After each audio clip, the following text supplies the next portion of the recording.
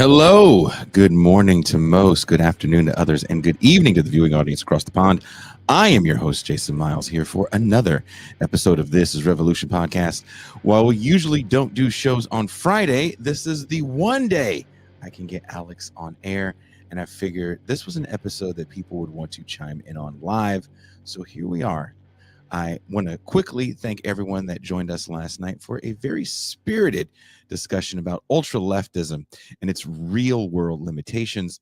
Also, massive shout out to all that hung out with MT and I for a raucous champagne room that went on for 3.5 hours.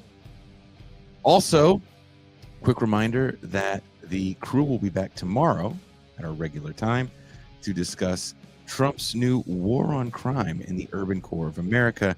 How does this differ from tough on crime from the 80s and 90s? We will discuss. Pascal, Toussaint, and I. This evening, we will be having a movie night watch party. We'll be viewing the 2013 revenge film Blue Ruin. If you read issue number 9 of the Crisis Papers, Living in the Bronson Age, you'll enjoy this movie, a more real-life depiction of the revenge fantasy that dominates Hollywood to this day. If you dig listener-supported programming that we have here on TIR and would like to join us for our movie nights and our champagne room shenanigans, then become a patron. For as little as $3 a month or $30 for the year, you can make sure TIR can continue bringing you shows at this breakneck pace. Now, let's get to why you guys are here. Techno feudalism versus total capitalism. Who you got? In many left spaces, it's become almost a cliche to say that capitalism is in its late and failing stages. Over the last decade, some theorists have gone further, arguing that this supposed decline is ushering in a kind of neo-feudalism, a return to pre-capitalist order of lords, serfs, and fiefdoms. Our guest today, in his latest article for American Affairs, titled Techno Feudalism versus Total Capitalism, pushes back on this framing. He argues that what we're witnessing is not a feudal revival, but a more advanced and barbaric phase of capitalism itself. As our guest, Alex Hochuli, writes, quote, "We find a world marked by rigidity, monopoly, control, stagnation, and the growing weight of the state. It's not exactly clear what is feudal here. Yes, direct coercion and force in economic affairs was a distinguishing feature of pre-capitalist life, but the centralization of control depicted here is more of a piece with 20th century totalitarianism. For Varoufakis, meaning Yanis Varoufakis, capital's power to command now extends beyond the factory, shop, or office. We are all cloud proles or cloud serfs, unmediated by any market. Algorithmic behavior modification joins capital's arsenal of brute force, propaganda, and the extraction of surplus value through wage labor to create a monstrous social order," unquote. In this article, which is linked in the show notes, wherever you are watching or listening, Hochuli critiques popular arguments about techno and neo-feudalism from Yanis Varoufakis to Jody Dean, and challenges us to see these dynamics as a deepening of capitalism rather than its replacement. Please welcome, actually before we bring in our guest, we bring in my co-host. I forgot my co-host was here. My co-host, my homie, my dog, the man of the Mau Hour. He's the Prince of Miami. He is the Pascal Robert.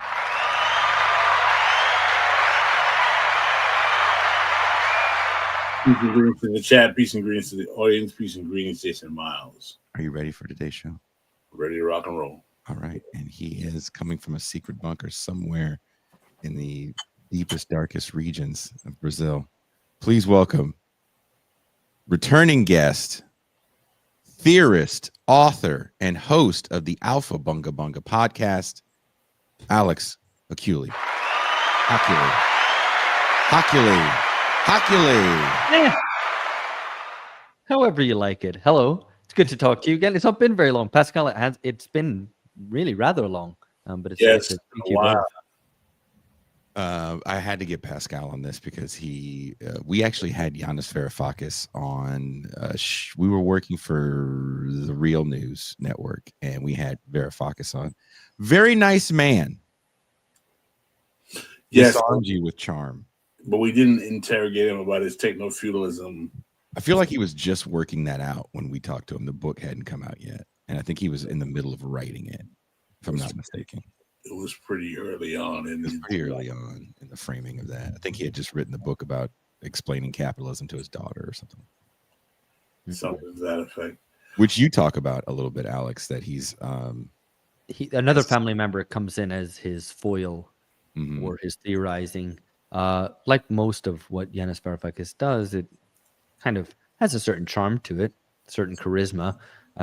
Although I think that serves to cover up theoretical weaknesses. Well, I'm sure we'll get onto this. Yes, I want to jump right into the gate with it. Les Pascal, did you want to start it off? I know you have. Yeah, Alex, why don't you define some terms for our audience? Because all this stuff may sound like intellectual gibberish for others. Can you define exactly what is the argument people are making, or define what is this concept called techno-feudalism or neo-feudalism, as Jody Dean calls it?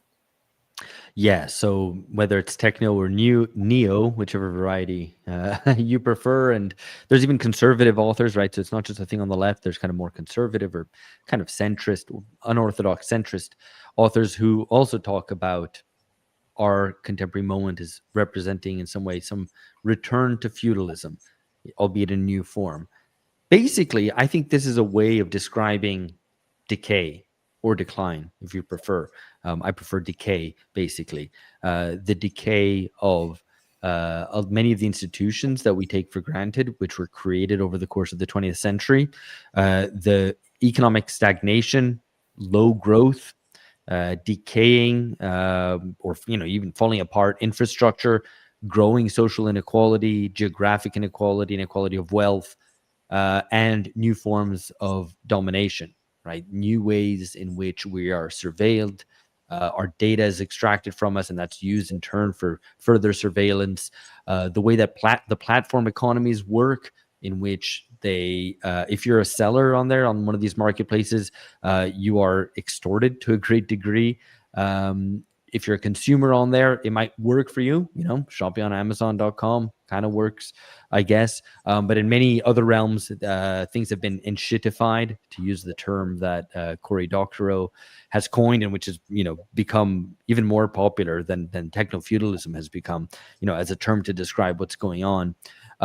So on that level, the techno-feudal theorists are describing something which I think we can all, anybody living in Western countries, can identify and agree with and go, yep, that this is what's going on. But I think they fail.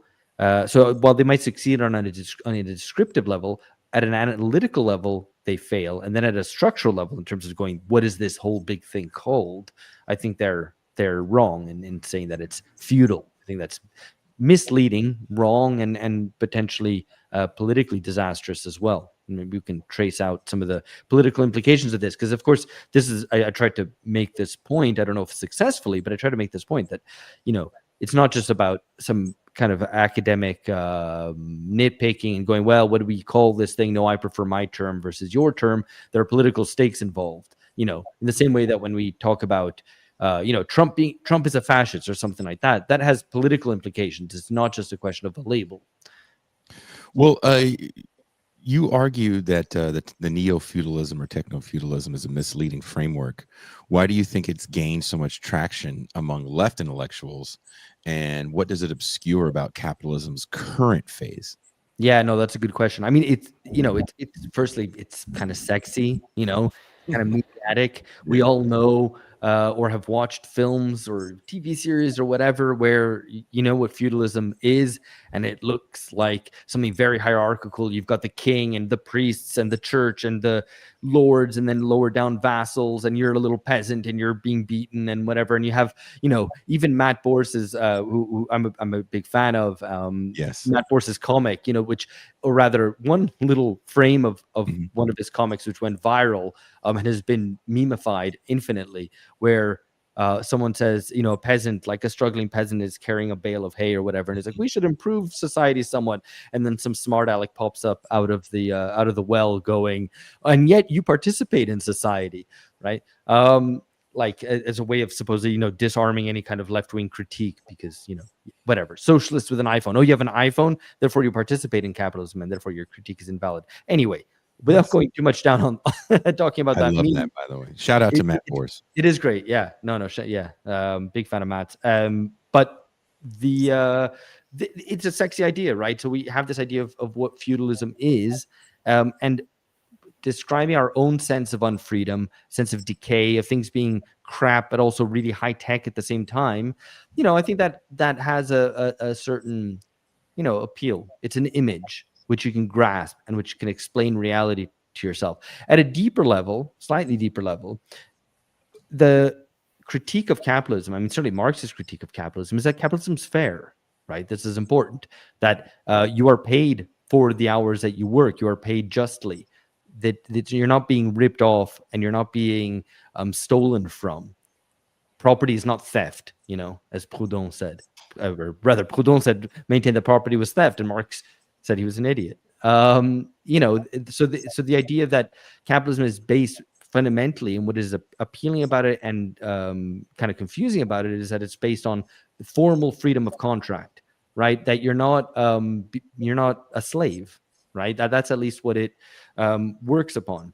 And the techno-feudal theorists, I think, present an idea and an image of capitalism, or a capitalism in the process of becoming feudal once more, is an idea that something unfair is happening, that there's direct coercion, that there's expropriation, that there's plunder going on, that this is no longer capitalism, because capitalism is about fairness and markets and equal exchange. And now we're moving into this thing which is unfree, unfair, extremely dominating, is based on political domination rather than just an economic relationship. So I think that's why it's kind of taken off. So it's a sexy media thing, but also is able to channel an indignation at injustice and unfairness, which, I mean, good Marxists would say, well, that's wrong. You shouldn't. The problem with capitalism is not that it's unfair; it's precisely that it is fair. Pascal, do you want to add to that? What are the consequences of them being actually wrong, though? Is that what we're saying? Is this simply a rhetorical conversation that we're having here? But in other words, if let's assume that they believe what they're saying, the people who are advocates of the notion of techno-feudalism or neo-feudalism, what exactly do they want us to change in terms of how we handle these realities that makes it so problematic if we assume that they're correct, that assume that we buy their arguments, I should say? Yeah, I mean, I think it's on one level, it follows on directly from what I was just saying, that one ends up militating in favor of good old capitalism and profit as against rent. Because one of the fundamental arguments, and Varoufakis is one of the techno-feudalists who put this in the most clear terms, basically he reduces it to a very simple formula, right? Techno-feudalism equals profit, rent is greater than profit. Right. So you have an economy which is increasingly rentierist. He holds all that the big techs do is effectively rent seeking rather than new production of new commodities. And to then call the era in which we're entering neo-feudal or techno-feudal would be to say, well, something unfair is happening here. It's not good. It's not productive. It's not dynamic, because it's based on rent. And what's implicit in this, not necessarily made explicit, what's implicit in this is this idea that we need to return to the good old capitalism, where profit, was a good way of making money, and that people should be allowed to profit because you're setting up a factory and you're producing things rather than just extracting rent. But that's problematic, I think, from a left-wing perspective anyway, in terms of trying to remoralize profit. And I think it also, fundamentally misunderstands a lot of the way that the contemporary economy works. It casts a lot of things which is really profiteering as rent. And rent's kind of a specific category, which belongs to land, something which is completely, unproductive and is unable to realize value on its own. You don't think rent belongs to Spotify?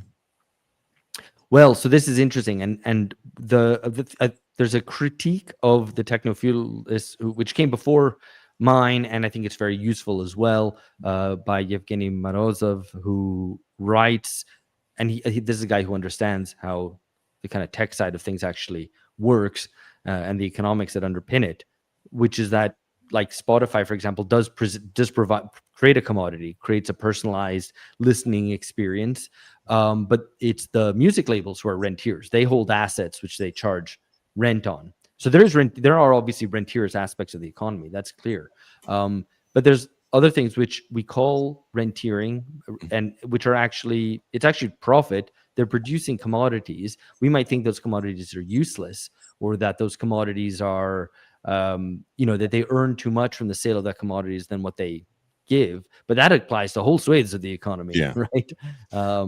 But I think, do you think this idea of techno feudalism and rents works because we've kind of moved in our minds more into this where we don't own anything and Yeah. we're paying monthly service fees for things? So there was a time when everybody had DVD shelves and CD booklets.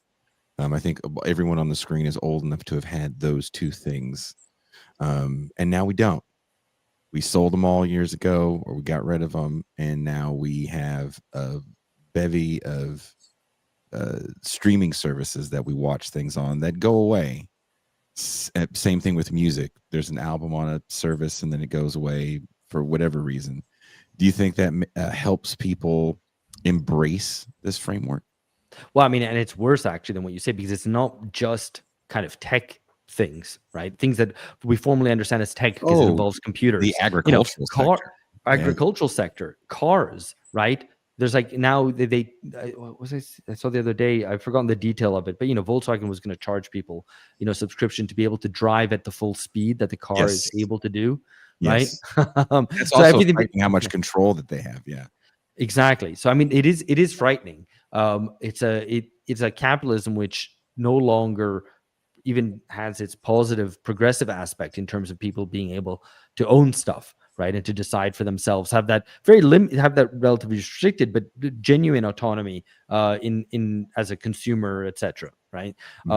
But that there are other forms of unfree capitalism that exist. In fact, most under the past 500 years of capitalism, if we look at it from its very emergence, but even if we take the past 200 years, there are many forms of capitalism around the world, outside of the core, outside of the most developed countries, where unfreedom has these types of unfreedoms, which supposedly break capitalist rules, have been much more the norm.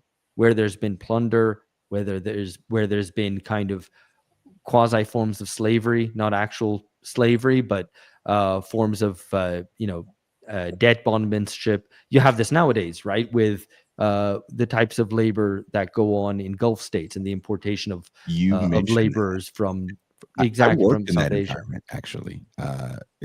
In the Gulf of Mexico, I'm going to keep calling it the Gulf of Mexico, on oil rigs.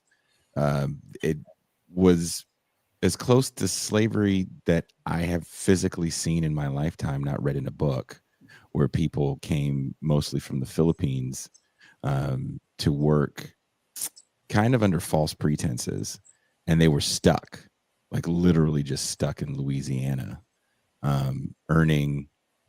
Sometimes one guy I remember was crying in the galley because his check was $80 and he had been out for over 2 months, like just out. And a rig is affixed to the ground. It's not like you're floating and seeing, dolphins mate and cool shit like that. You're just getting stuck in this brown goo. And all of them were like that, where whatever paycheck they would get, there were all these fees that would come out of it. So debt bondage, I don't know what you would call that, but I'm very glad you mentioned that in the story. No, well, precisely. And, company towns where you're paid in scrip and you have to buy back, kind of in a way, pay out your wages, in an overpriced way for the means of subsistence. There's all these different types of forms of more unfree labor regimes, and indeed political orders, where they're based much more on kind of forms of hierarchy that we think are feudal.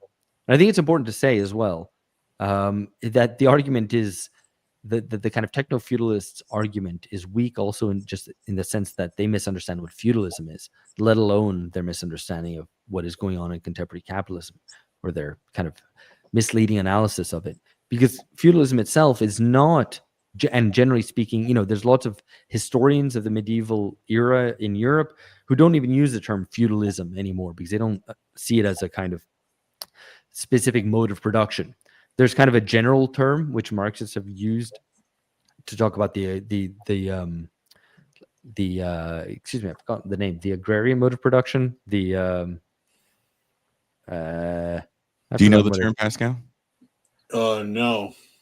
It's the tributary mode of production, right? So that's kind of the term that's been conceived of to describe the pre-capitalist mode of production around the world, right? So it applies to Asia, which is Marx called the Asian mode of production, etc. It applies to what we call European feudalism, etc. It applies to the Mexica people in central Mexico, etc.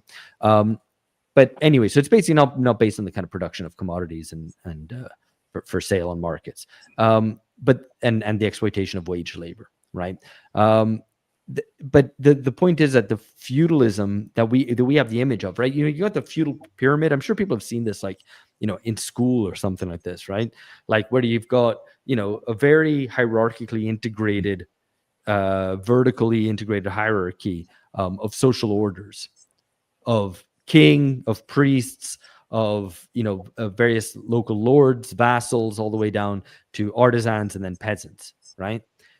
That image that we have is incorrect. I mean, the feudal reality, for most of it, didn't involve this form of infeudation, as it's called. It was actually much more dispersed, without a kind of central sovereign power. That only came with absolutism later on, and where what was predominant was horizontal relationships, and there was a lot of production which happened, which was completely autonomous, right? It was peasants living off the commons, and so on. Right. So the point about all this, because, maybe not interested in feudal history. I'm not even very interested in it. I kind of researched it to try to understand what was going on with this idea of techno-feudalism. Yeah. Right. And what emerges actually is that this image that the techno-feudalists portray, that they try to mobilize to make the case for why contemporary decline actually is feudal, is the fact that they're actually having an image of pre-democratic capitalism. So it was pre-democratic capitalism, which was very hierarchical, vertical, with forms of deference and authority, which have now completely been obliterated pretty much everywhere around the world. In fact, new forms of authoritarianism are precisely that. They're new, neoconservatism, etc. New, rather than being, even fascism itself was a kind of new revolutionary sort of doctrine. It wasn't the old forms of traditionalism, deference, and authority. So it's really like the image that we have, if you think about 18th, 19th century capitalism, and especially those places where they didn't have a bourgeois revolution, or the bourgeois revolution never took place as a kind of political contest and conflagration, and the downfall of the old and the rise of the new, as happened in France. Everywhere else, that was basically it. This kind of hierarchical image of society, right, where you actually have a fusion of the bourgeoisie and the aristocracy. Now that idea, and I think this is important, because what we have today is a capitalism which is increasingly post-democratic. I mean, even in those societies which are still formally democracy, the vehicles for democracy have been completely hollowed out. Elections, political parties, trade unions, everything, all the building blocks of democracy have been hollowed out. So we live in post-democratic capitalism, where it's increasingly, as well in economic terms, monopolistic and monopsonistic, right? Where you've only got one buyer for many sellers, which is the case with, Amazon Marketplace. So that this image of what we have now of post-democratic capitalism, I think the better way to understand it is to say, look, this is actually looking a lot more like early capitalism, or mid, 19th century pre-democratic capitalism, not feudalism, which is completely irrelevant, never existed as feudalism, and in any case has nothing to do with what's going on today. for any number of reasons, and I go through these in the article. And it's a very thorough article. Again, wherever you guys are watching or listening, there is a link in the description to Alex's piece. Pascal? Yes. So, I mean, one of the issues that I have with this problem is that I'm trying to understand why exactly it's so difficult for them to come to the conclusions you are explaining that this is just a form of capitalism. I still don't get what exactly is the urgency in trying to change this and create a terminology for a problem that we all know is just simply capitalism in its evolving stages. Yet, for some reason, is this a problem with academics? The need to create a kind of new niche linguistically to try to, like, I don't know. I mean, is this like an idea bubble in their head that they get in where they feel that they have to find a way to just manipulate the terms that we're working on? Do you think it's helpful? This is for both of you guys to add on to Pascal's question. Is it helpful to organize with this framework?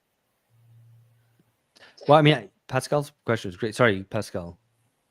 No, continue, please. Yeah. Well, I mean, I think your question is great and actually kind of answered or presented an answer which I was going to give exactly, which is like I think it's part of the kind of academic complex where you have to invent new terms, and especially if you want to go beyond the realms of academia and speak more to the public, having a sexy label to slap on what's going on is useful. I mean, this is why I say at the beginning of the piece, this is a way of depicting decline, of decay, stuff which we're all talking about, which we're all conscious of, right? I think that you only have it's only the kind of technocratic center, which is avoiding this reality. Everyone else is, whether you're MAGA or whether you're democratic socialist or you're whatever else, you are dealing with this reality of decline and decay, right?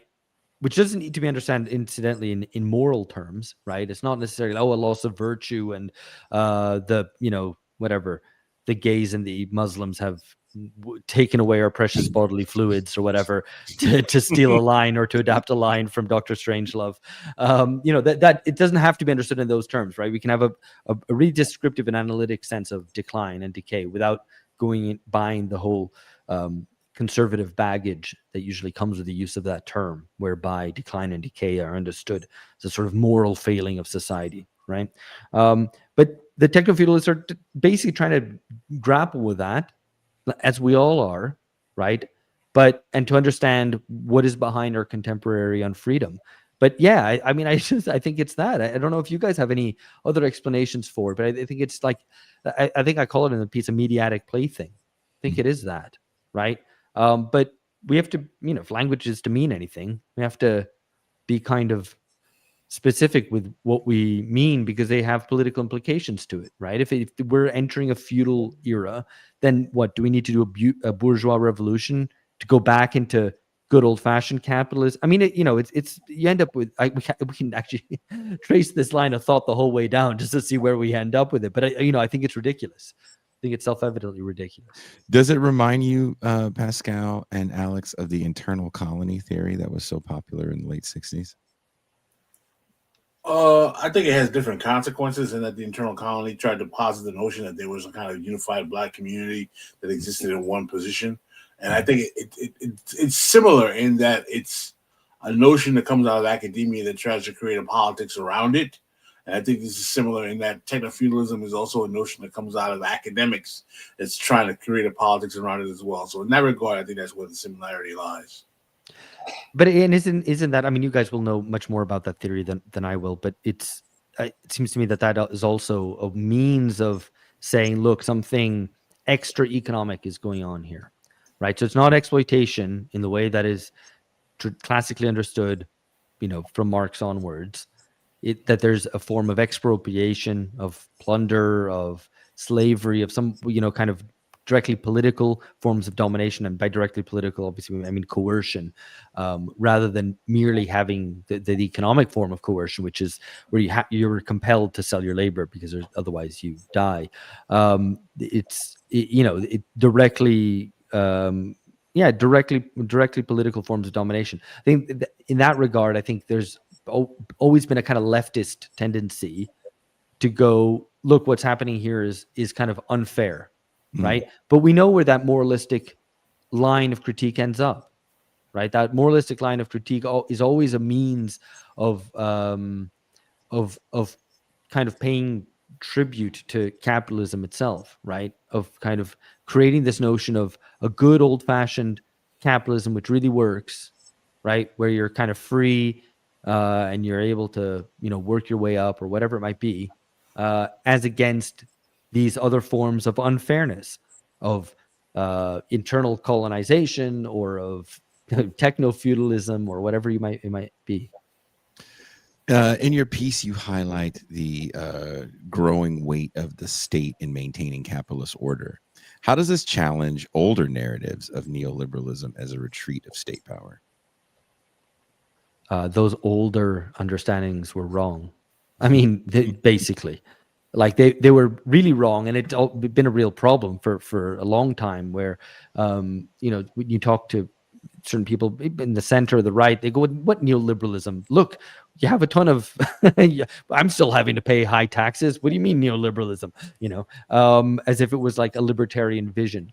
And I mean, the best historian on this has been Quinn Slobodian, who was able to unify in a very convincing way, I find, both the original advocates of neoliberalism, Friedrich Hayek in first place, all the way through to really existing neoliberalism, right? And to go, well, they sound kind of opposed, because one's all about kind of freedom, individual sovereignty, a state which is much more reduced, both in its size and the scope of things that it is concerned with, and this reality where you have state budgets, or the state's budget, the share of the economy is the same or even increases throughout the neoliberal period, where you have bailouts for banks and companies, socialism for the rich, et cetera, et cetera. So you go, well, what connects these things?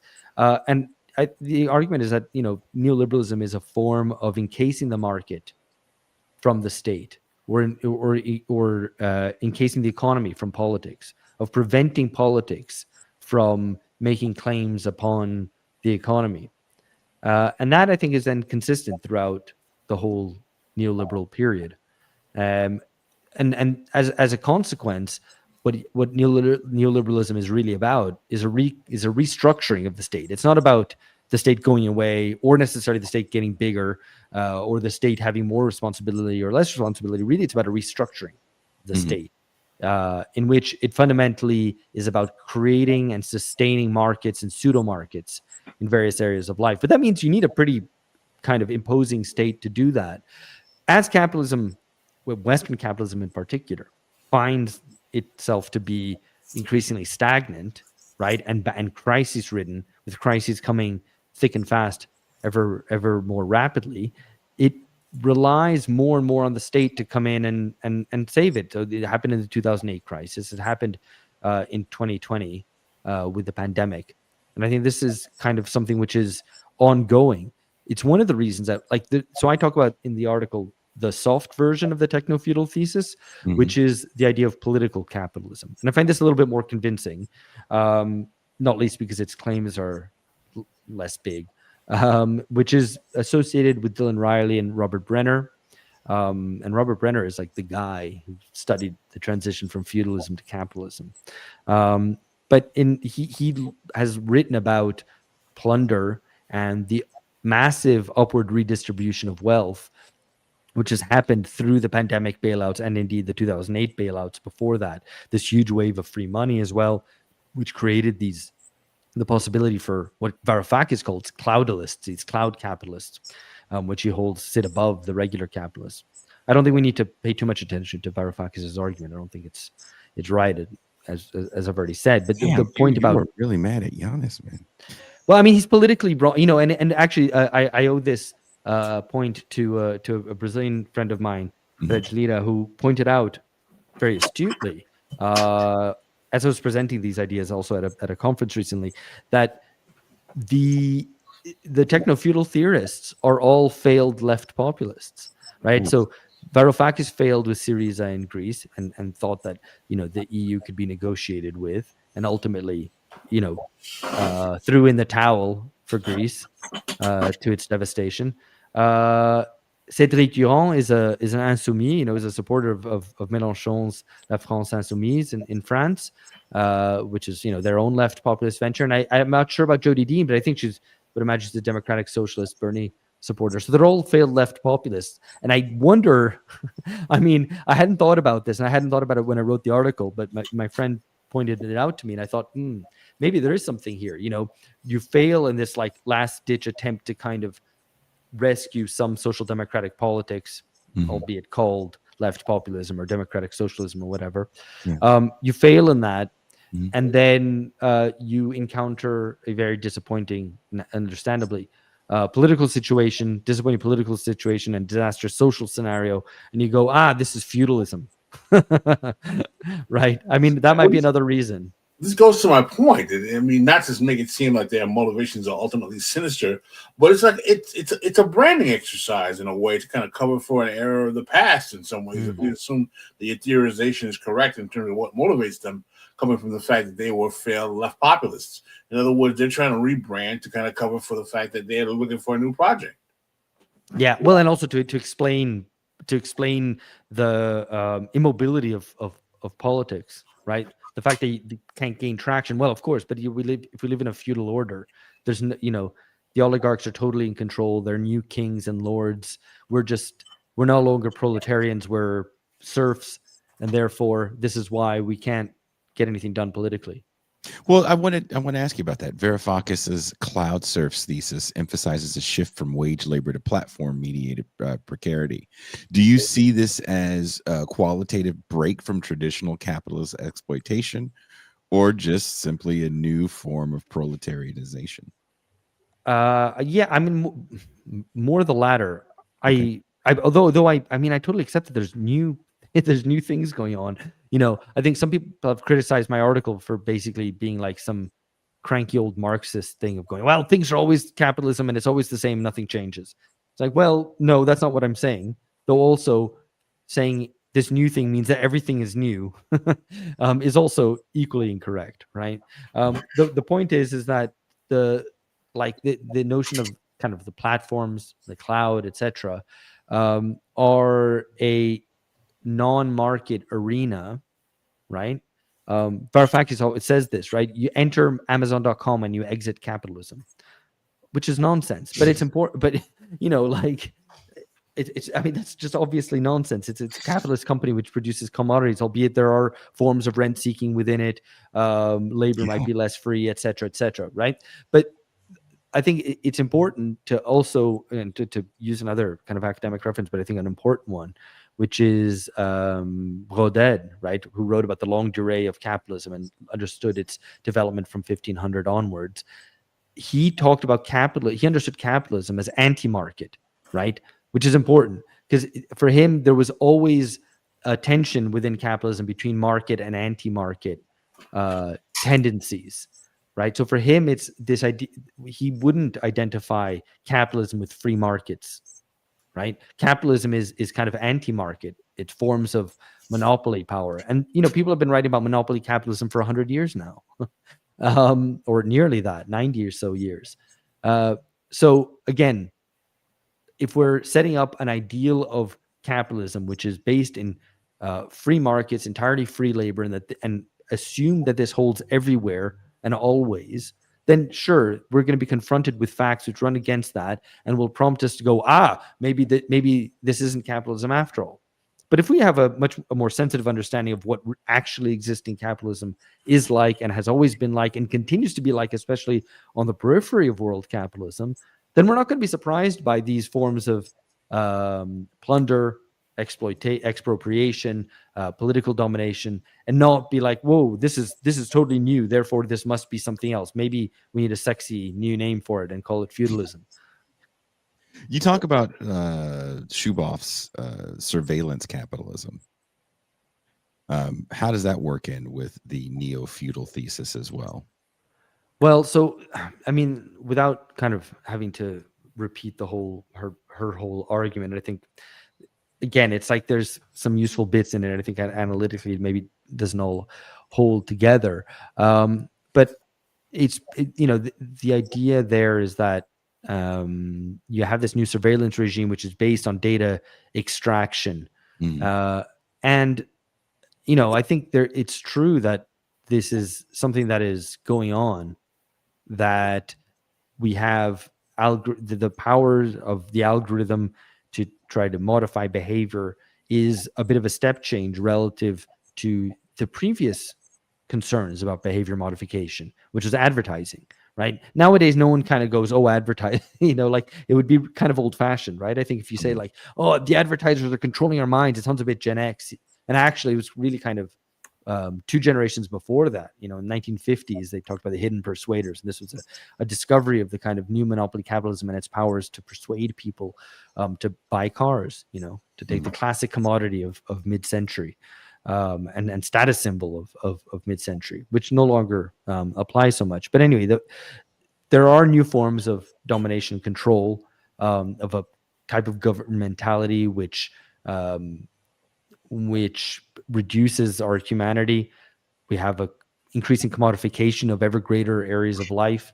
This is why I say it's total capitalism. I mean, to borrow a term which was used by the kind of German heterodox Marxist Robert Kurz, who died about a decade ago, which is that capitalism is total in the sense that it is geographically total. It has gone far and wide, right? There's no outside of capitalism anymore in the way that during the Cold War there was, and in the way that prior to the Cold War and particularly through the 19th century and before then, there were areas of the world which hadn't really been opened up to the world market, kind of some little corner of South America, Africa, Asia, which hadn't been integrated into a world market.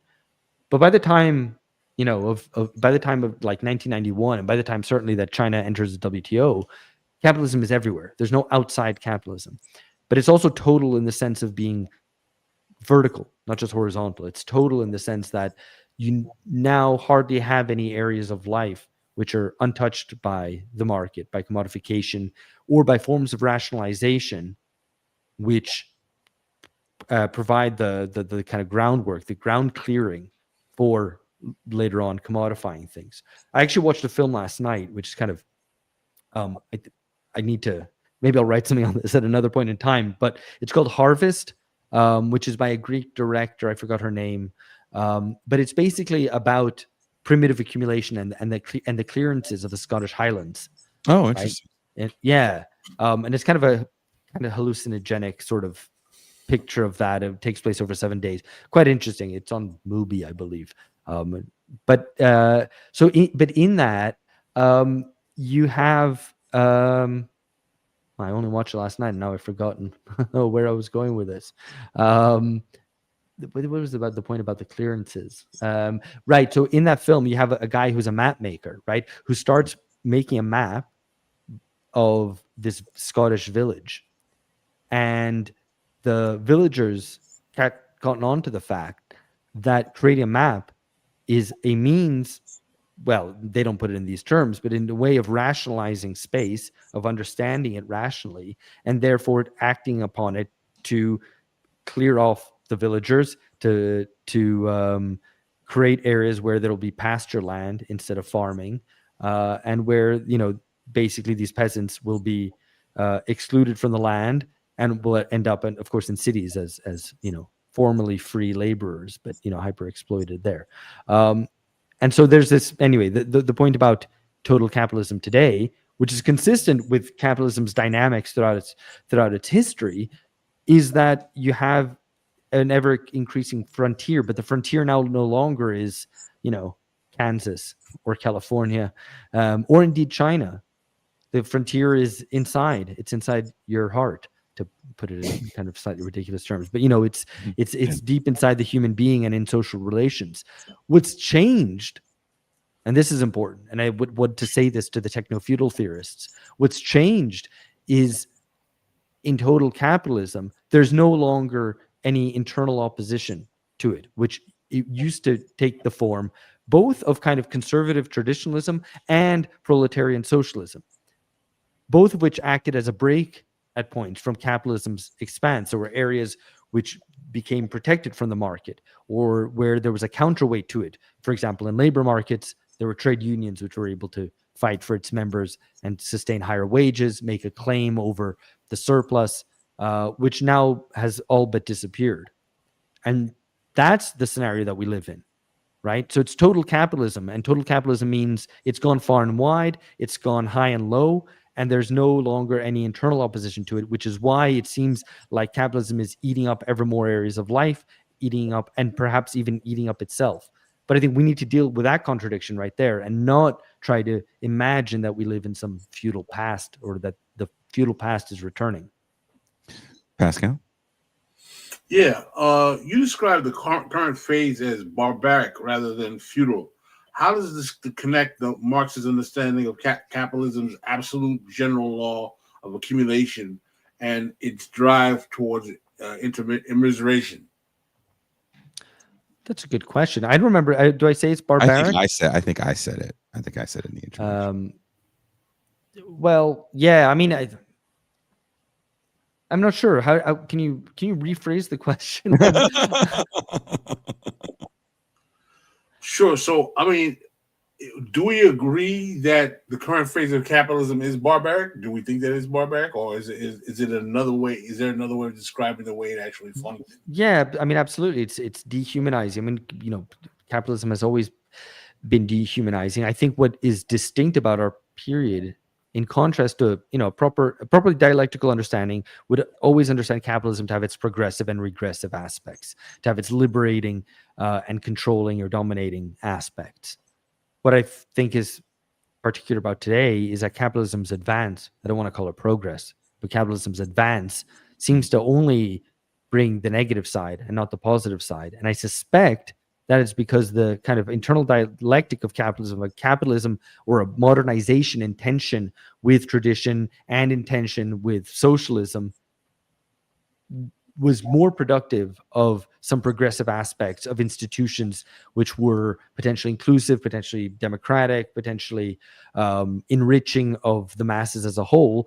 In effect, the 20th century, mid-20th century capitalism in the core countries, that no longer holds, right? So a capitalism without any internal or external enemies starts to become increasingly decadent and, yes, perhaps barbaric, but I would say anti-human. If capitalism remains the organizing principle, not a feudal throwback, what are the strategic implications for the left? Yeah, well, that's the good question, man, and it's always the right one to ask because we have to tease out the political consequences and the stakes involved, because otherwise, we're doing what the techno feudalists do and inventing new terms and just batting around words and concepts. So I think it's important to try to tease out what the consequences are. I think we have to start thinking about, as we always say on BungaCast, of creating the conditions for politics, right? Because the possibility of social revolution is incredibly diminished. We can't even really conceive of that horizon. And there was always a creation, the imagination of a utopia from which to criticize contemporary capitalism, or capitalism contemporary to whatever age that was. And so even before there was any successful social revolution in the world, there was this idea of socialism as something which was kind of internal, already there, present in capitalism, which could then through revolution could be kind of implanted and lead to the dictatorship of the proletariat. That was so there was always a means of criticizing capitalism from the perspective of some future, some better future, right? And we've lost that. We've lost that utopia. In fact, we're increasingly despondent, and which is why the kind of the hot new theory is actually a theory which doesn't theorize and criticize capitalism from utopia, but in a way looks at capitalism from the perspective of dystopia, right? Of a feudalism, of a future feudalism, right? Which I think is, I guess, emblematic of the kind of despondency and desperation of the age. Is it which I don't want to recapitulate. What my point is just that we need to create the conditions for politics. Right, the nation state still just about exists. It's probably about the only collectivity we have. It can act as some sort of means of pursuing ideas, programs, policies, which are not just a deepening and acceleration of the market and market relations. And we have to, I guess, start there. And then we see, I think, because I don't want to be like stages and say, well, first step, we do this. And then second step, we do this, which is like the old Stalinist thing of like, you need to do bourgeois revolution and then you can have social revolution afterwards, which is what they tried in South Africa. It didn't work. So I don't want to do that. All I'm saying is that we need to, in a way, kind of make a punt and start thinking politically, trying to create the conditions for politics, which then might open up new horizons and new scenarios. There's also the reality that there will always be insurrectionary moments. The last one was sometime in the early mid 2000s, 2010s, the last decade. And that will come around again at some point because there will be these social explosions. And the question is being organized politically in a way to take advantage and to try to provide political clarity to people to see what is going on and where we might be going. Pascal, do you want to say anything before we go? I want to thank you, Alex. This has been very clarifying. I think you put a very, very good dotting of the I and crossing of the T of putting a nail in the coffin of these techno-feudalists, because it's confusing for those who don't understand the terms, and it's very easy to get swayed in big words and its language when you have these people with 3 letters next to their name and degrees telling you that this is the state we're in, and it creates a mystification that's unnecessary for people who are all in a state of despair. Yeah, no, absolutely. I mean, I was even taken by it when I kind of first came across it. I'm like, yeah, this seems right. It's sexy and allows me to denounce feudalism and how unfair it is. Yeah. Well, look, we have a comment from Tony Red. Says, thanks for fighting this shit, Alex. It's potentially devastating for what's left of the left. Wherever you guys are watching or listening to the show, there's links in the description to find Alex's article in American Affairs. Pascal and I will be back tomorrow morning for me within Toussaint. And you can also find Alex and I and George talking about my article in Damage Magazine about steroids on the BungaCast. Check that out. Do check it out. It was a great chat. It was a fun show, as it is when I get to go on the BungaCast. And let's get out of here. We are out.